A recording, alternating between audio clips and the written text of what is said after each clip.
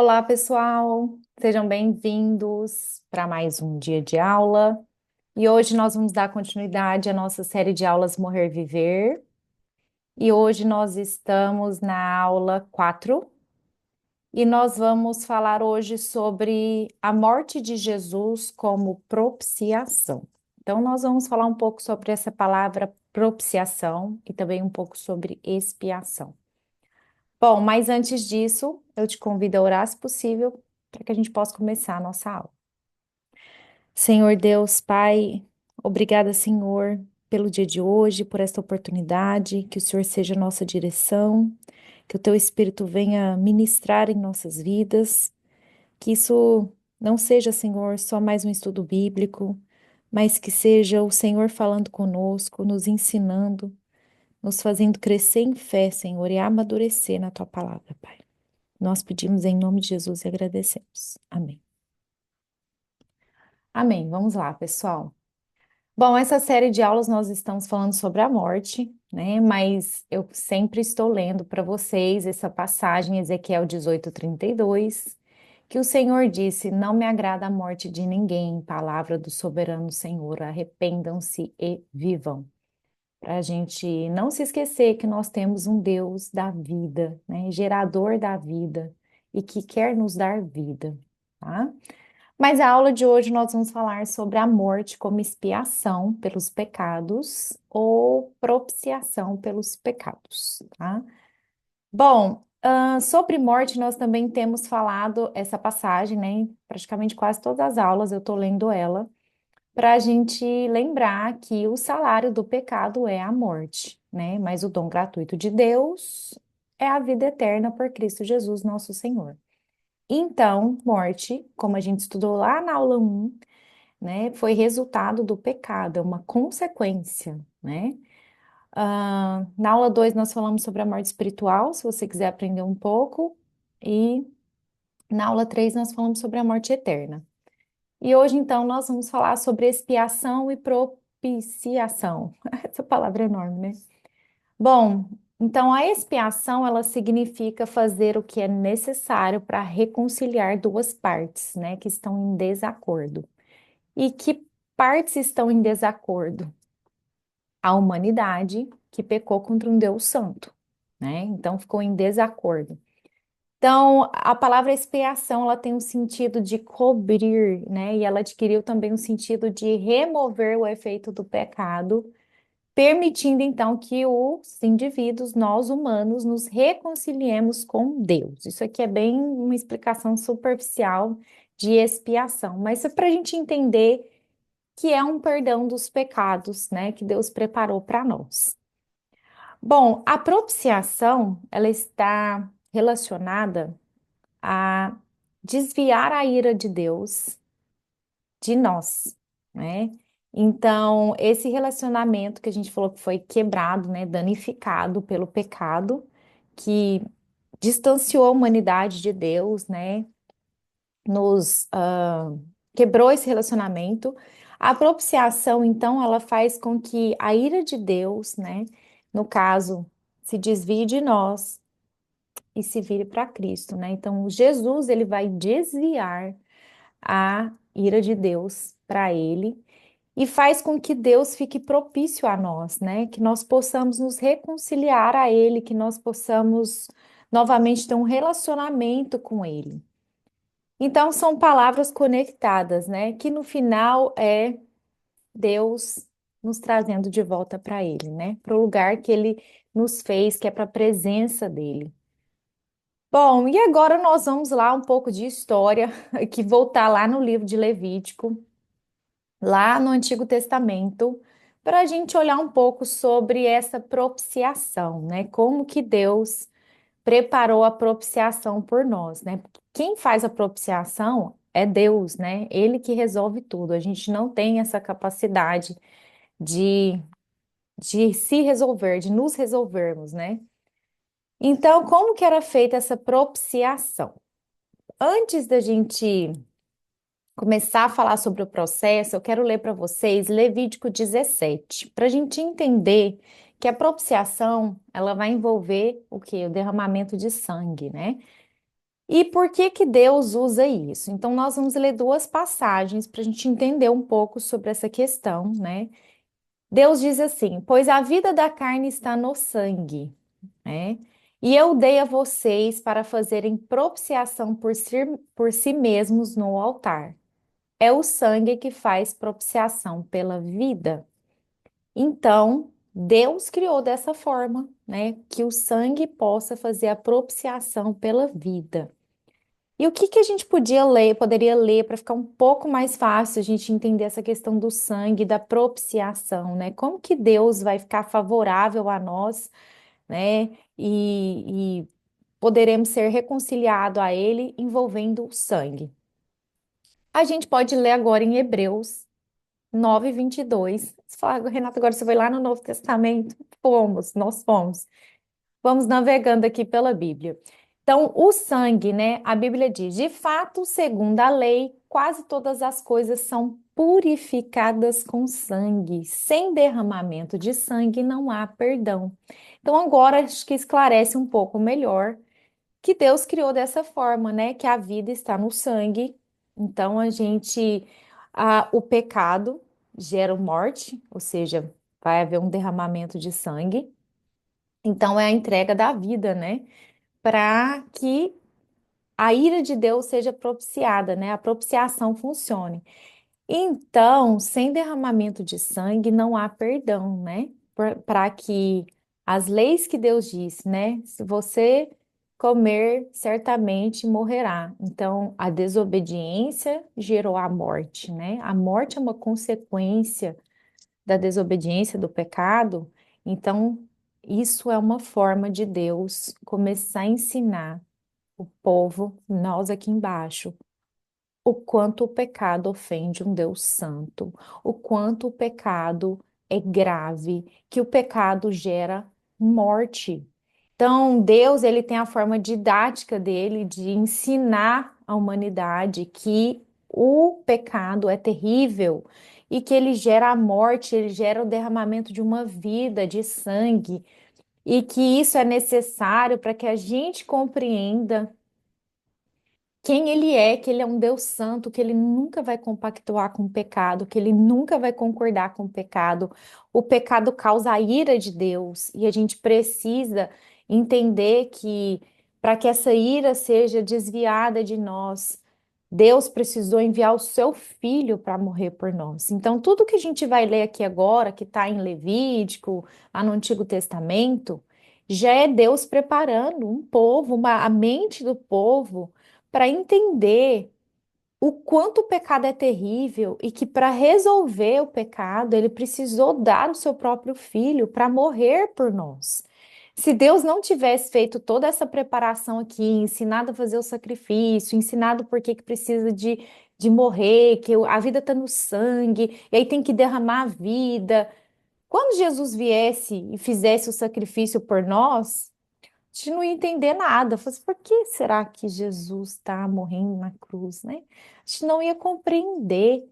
Mas Deus, ele vai trazendo de uma forma real, né? Então ele usava novilhos, animais, para que a gente entendesse que o verdadeiro sacrifício estaria por vir, né? Que é Jesus. Então, nesse começo da aula, a gente vai ler aqui sobre esses sacrifícios, mas do meio para o fim da aula, nós vamos entender o sacrifício verdadeiro de Cristo, no qual ele fez a propiciação pelos nossos pecados, ele expiou verdadeiramente os nossos pecados de uma vez por todas e nos deu a oportunidade de sermos o quê? Reconciliados com Deus, né? Bom, mas agora estamos na primeira parte, vamos lá, Levítico 4, do 1 a 6. O Senhor, então, ele dá as ordenanças para Moisés. O Senhor ordenou a Moisés: diga aos israelitas, quando alguém pecar sem intenção, fazendo o que é proibido em qualquer dos mandamentos do Senhor, assim se fará. Então, tá vendo que tem a ver com o pecado. Se for o sacerdote ungido que pecar, trazendo culpa sobre o povo, trará ao Senhor um novilho sem defeito, como oferta pelo pecado que cometeu. Apresentará ao Senhor o novilho na entrada da tenda do encontro, porá a mão sobre a cabeça do novilho, que será morto perante o Senhor. Então o sacerdote ungido pegará um pouco do sangue do novilho e o levará à tenda do encontro. Molhará o dedo no sangue e o aspergirá 7 vezes perante o Senhor diante do véu do santuário. Então aqui ele está falando sobre quando o sacerdote, né, peca, como que é o processo. Mas o principal da nossa ideia hoje é entender que há um derramamento de sangue e o sangue serve para cobrir os pecados. E então, esse novilho, né, representa o que Jesus fará, né, futuramente aqui dentro da nossa aula. Hoje, futuramente, é porque ele já fez, na verdade, mas que a gente vai ler daqui a pouco. Então, Jesus já foi o sacrifício, ele já veio, ele nasceu, ele morreu por nós, ele ressuscitou. Então, aqui a gente vê como que Deus começa a orientar o povo, né? Então ele fala para os israelitas, o povo de Israel, o povo separado para Deus, o povo que Deus começou a ensinar e se revelar para eles, né? Bom, agora a gente vai andar um pouquinho mais, vamos para Levítico 16 agora. Este é um decreto perpétuo para vocês. No 10º dia do 7º mês, vocês se humilharão a si mesmo e não poderão realizar trabalho algum, nem o natural da terra, nem o estrangeiro residente, porquanto neste dia se fará propiciação por vocês para purificá-los. Então, a propiciação tem a finalidade de purificação. Então, perante o Senhor, vocês estarão puros de todos os seus pecados. Este lhe será um sábado de descanso, quando vocês se humilharão. É um decreto perpétuo. Então, aqui a gente consegue mais uma informação sobre a propiciação, que serve para purificar-nos, né? E quando estamos, então, puros dos nossos pecados, perdoados, a gente consegue o quê? Estar na presença do Senhor, né? Então, pessoal, a gente precisa entender dentro disso daqui, Deus nos dizendo, o pecado não entra na presença dele, né? Então, é por isso que antes de partirmos, né, dessa existência, a gente precisa ter conhecido Jesus para sermos perdoados dos nossos pecados, porque qual a nossa finalidade? Irmos para a presença de Deus, estarmos numa eternidade com Ele, mas nós não podemos chegar lá impuros, cheios de pecados e dizer: Olha, Senhor, viemos aqui, vamos morar contigo por uma eternidade. O Senhor disse: Não tem, não é possível, você tem que passar pela cruz, né? Primeiro, para que você seja lavado, purificado, né? No que Jesus fez por você. Então, não adianta a gente achar que a gente vai viver aqui na terra, fazer tudo o que a gente pensa na nossa cabeça, viver nos pecados. E que quando a gente partir daqui, a gente tem uma questão. Ah, eu vou ver o que eu faço lá em cima, eu dou meu jeito, né? Não, não dá jeito. Então, assim, nós precisamos compreender, pessoal, que uma coisa é o Deus que a gente imagina. Então a gente imagina, ah, eu acho que Deus não faria isso, eu acho que Deus não é aquilo, eu acho que Deus. Outra coisa é o que ele está falando, que ele é, e o que ele agrada, o que ele não se agrada, o que funciona, o que não funciona. Para que a gente não tenha surpresa, né? A gente pensa, nossa, eu vivi minha vida aqui do jeito que eu quis. Aí, quando eu partir daqui, eu penso que eu faço lá em cima. Isso não vai funcionar, né? Nós temos que entender que Deus tem um processo para nos propiciar. Ele tem um processo, não é do jeito que a gente quer se aproximar dele com as mãos sujas, pecadoras, diante de um Deus santo. Não vai funcionar. Então a gente tem que entender o que ele está nos ensinando.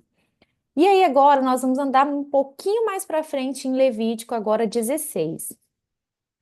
O sacerdote que for ungido e ordenado para suceder seu pai como sumo sacerdote fará propiciação.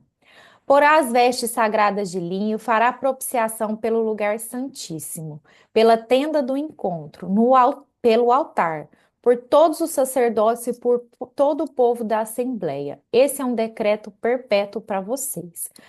A propiciação será feita uma vez por ano por todos os pecados dos israelitas. E tudo foi feito conforme o Senhor tinha ordenado a Moisés. Então Deus, ele, né, vai ensinando aos poucos o povo como propiciar os pecados, o que que aquilo representa, né? E como é feito o processo, né? Então ele fala agora de uma propiciação feita uma vez por ano por todos os pecados dos israelitas, né? Isso aqui representa a propiciação de Jesus, que foi feito por todos os que querem serem salvos, né? Por todos que vão entender que são pecadores e que precisam de salvação, precisam de propiciação, de expiação, né? Bom, então, pessoal, isso aqui é Deus ensinando mesmo a humanidade e o povo, né? Como eu disse, o preço do pecado gera morte. Então, Deus vai preparar a mentalidade de gerações seguintes até Jesus chegar, né? E então, Jesus faz o sacrifício final, então, por todos nós. E eu trouxe para vocês aqui uma imagem ilustrativa só do local do sacrifício, da tenda, né, do tabernáculo.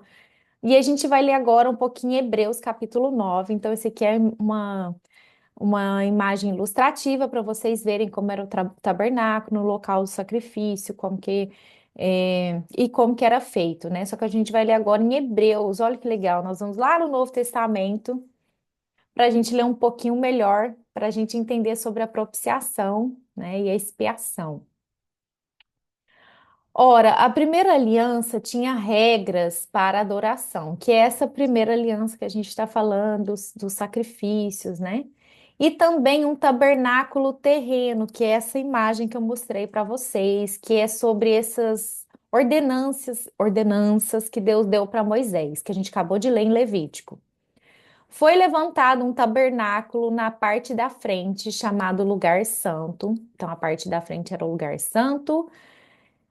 Estava o candelabro, a mesa e os pães da presença. Por trás do segundo véu havia a parte chamada Santo dos Santos, que depois a gente vai ler que Jesus, então, ele abre, né, esse local Santos dos Santos representava, né, a presença de Deus. Então, Jesus, a Bíblia fala que ele entrou no Santo dos Santos, né, mas ele entrou nos céus e ele nos permitiu, então, através do seu corpo representado como o véu, né, para que a gente também tivesse, né, a oportunidade de estarmos na presença de Deus, no Santo dos Santos, né? Hoje a gente não entra no Santo dos Santos no tabernáculo, você pode entrar no Santo dos Santos, na presença dele dentro da sua casa através do Espírito da vida de Jesus. Então a gente teve acesso a Deus, né? Onde se encontrava então o altar de ouro para incenso e a arca da aliança, totalmente revestida de ouro. Nessa arca estava o vaso de ouro contendo o maná, a vara de Arão que floresceu e as tábuas da aliança. Então estava a arca da aliança no Santo dos Santos. E todos esses objetos dentro, né? O maná, a vara de Arão e as tábuas da aliança. Acima da arca estavam os querubins da glória, que com a sua sombra cobriam a tampa da arca.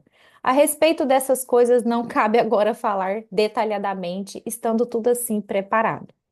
Os sacerdotes entravam regularmente no lugar santo do tabernáculo para exercer o seu ministério. Então, pessoal, isso aqui é só a título mesmo de você conhecer um pouco como era dentro do tabernáculo, como ele era dividido e o que tinha em cada parte, para que você entenda que entrar na presença de Deus era algo não fácil, precisava de um sacrifício, precisava de um derramamento de sangue, de uma purificação. Aquele sacerdote ficava representando, né, a entrada ali na presença de Deus, que seria o nosso objetivo, né, estarmos na presença de Deus. E tudo isso era dificultado, por quê? Porque havia uns pecados, então tinha que ter o sacrifício para que a gente chegasse na presença.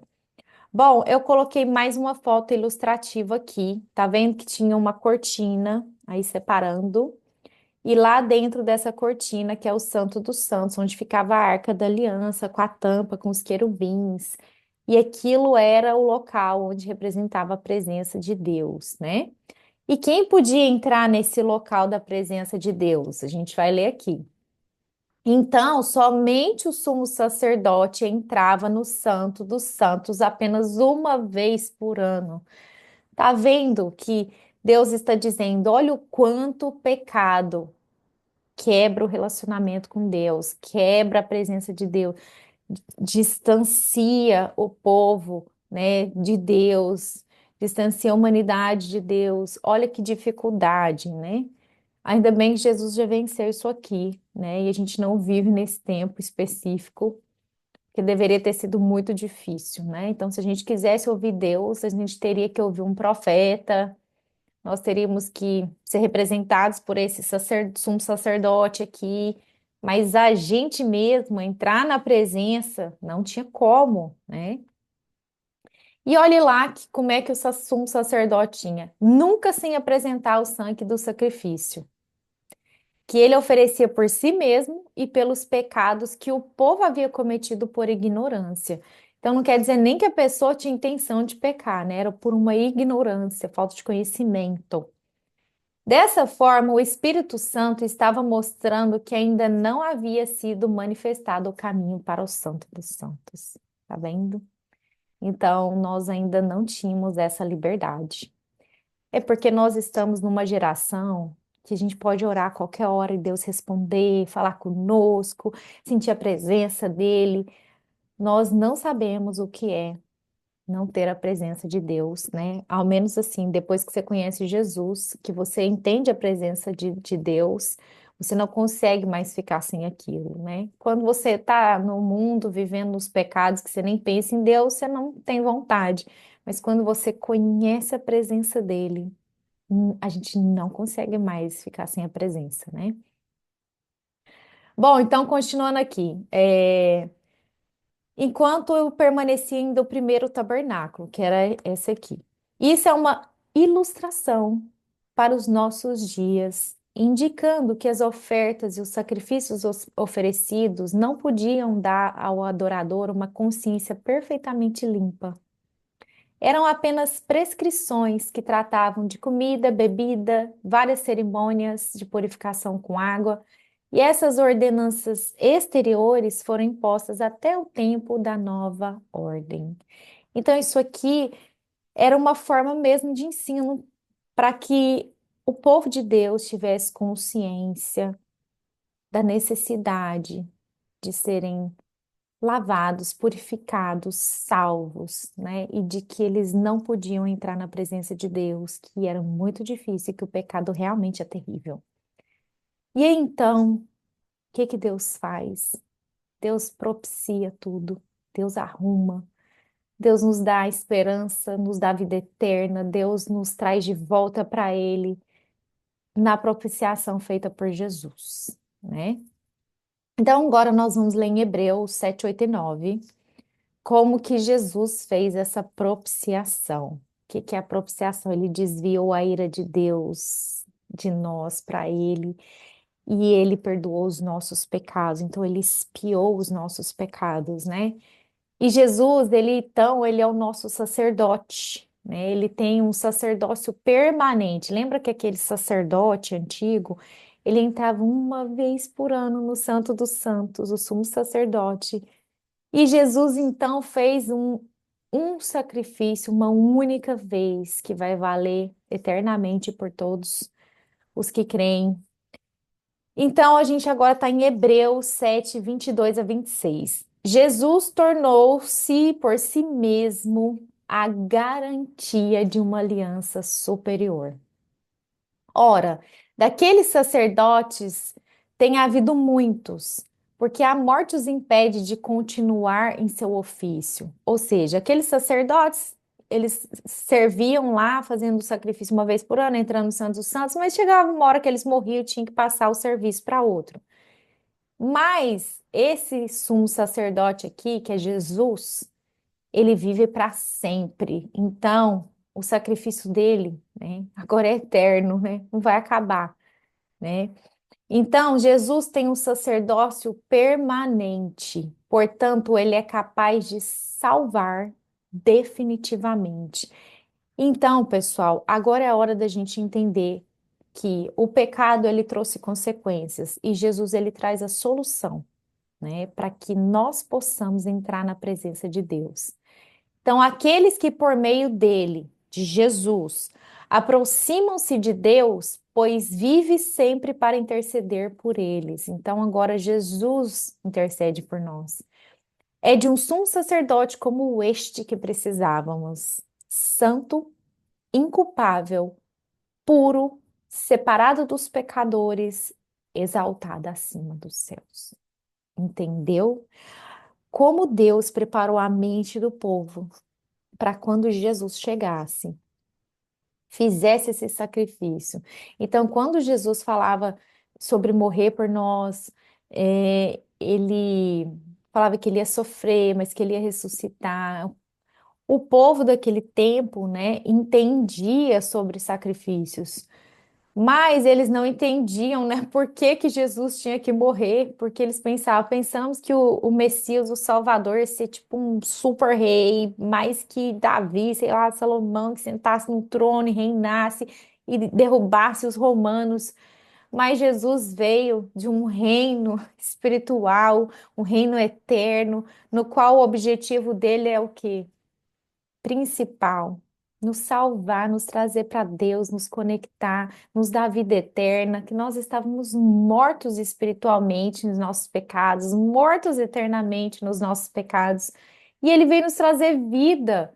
Isso é muito além do que derrubar os romanos, né? Ou sentar num trono terreno aqui.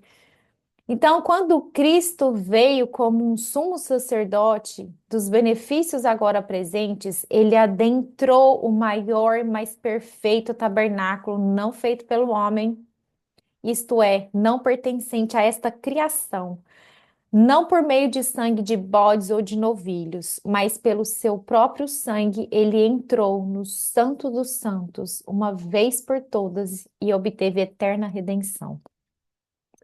Então, é,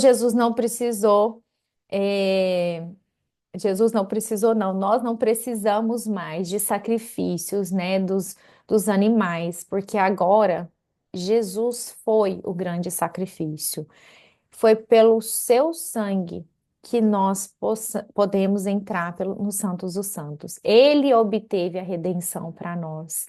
Então, ele foi o sacrifício, gente. Jesus é o nosso sacrifício.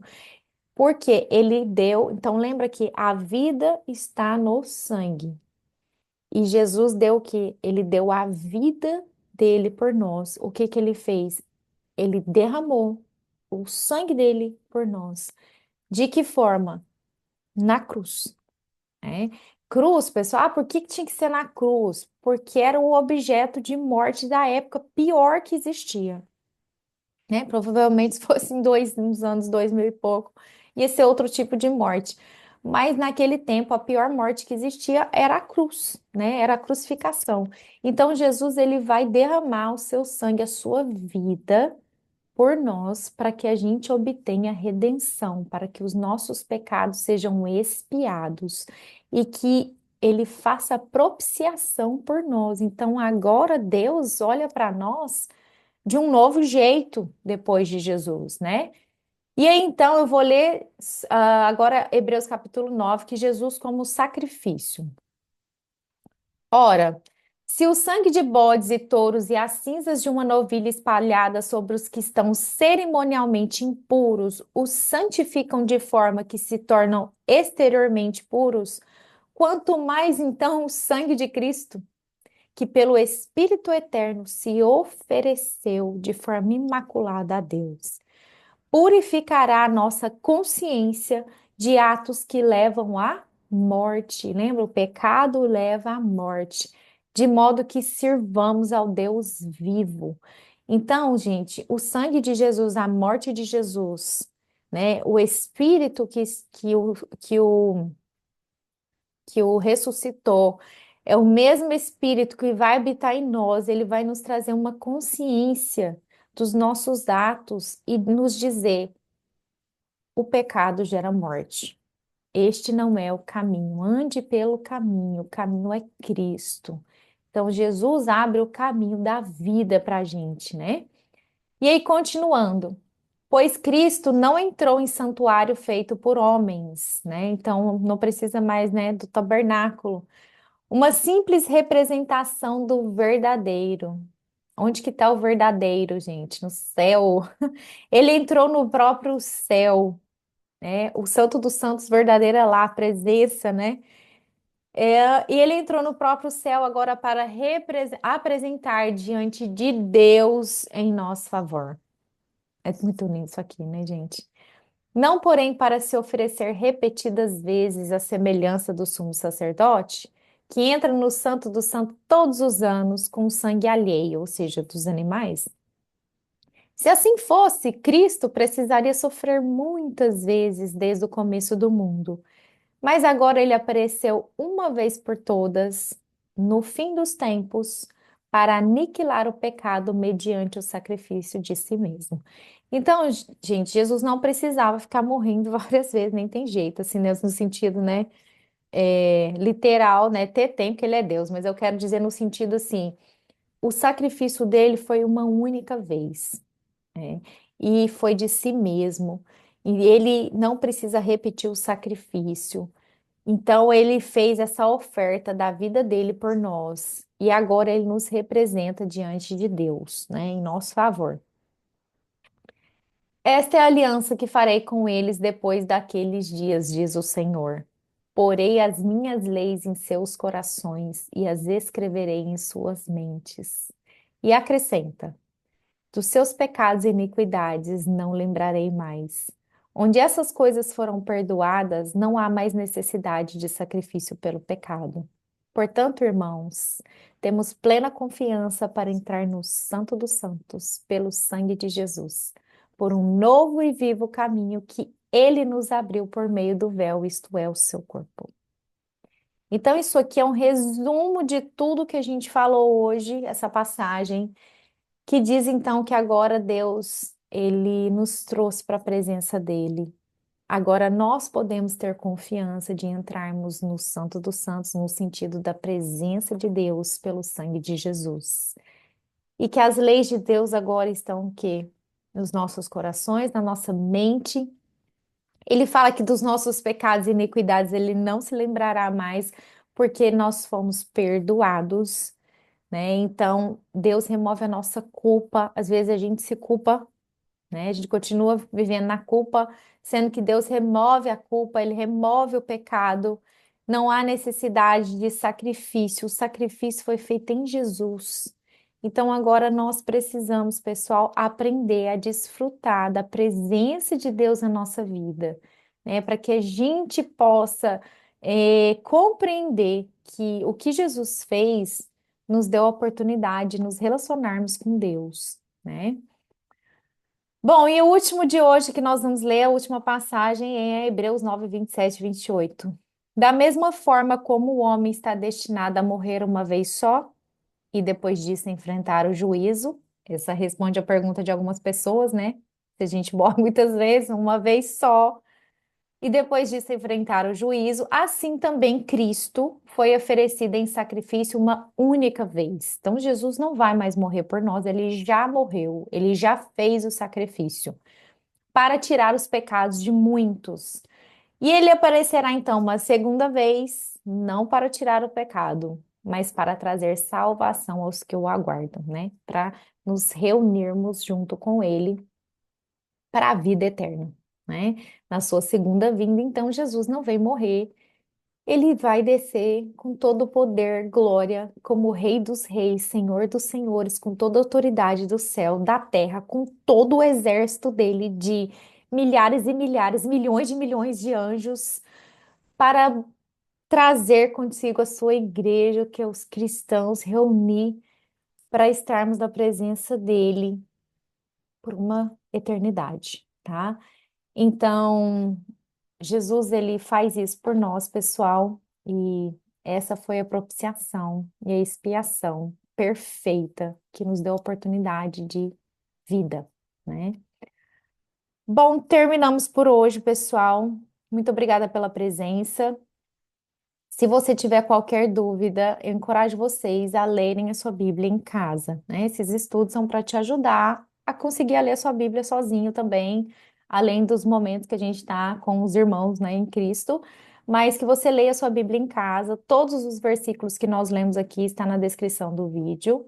Então, que você possa, então, pegar e ler novamente, deixa Deus falar com você, reflete na palavra, que esse é o objetivo dessas aulas, tá bom?